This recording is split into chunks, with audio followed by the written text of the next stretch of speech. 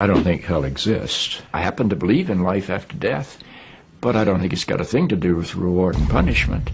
Religion is always in the control business. And that's something people don't really understand. It's in the guilt-producing control business. And if you have heaven as a place where you're rewarded for your goodness and hell as a place where you're punished for your evil, then you sort of have control of the population.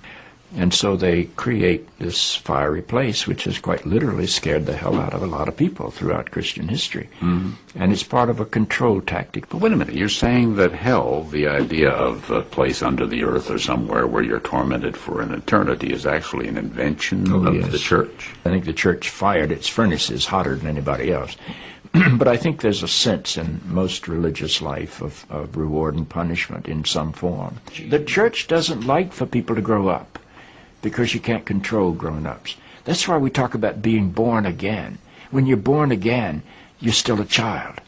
The people don't need to be born again. They need to grow up. They need to accept their responsibility for themselves and the world.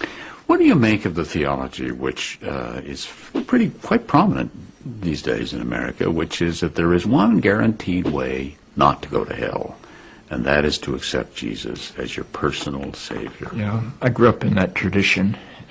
Every church I know claims that we are the true church, and they have some ultimate authority. We have the infallible Pope, we have the inerrant Bible.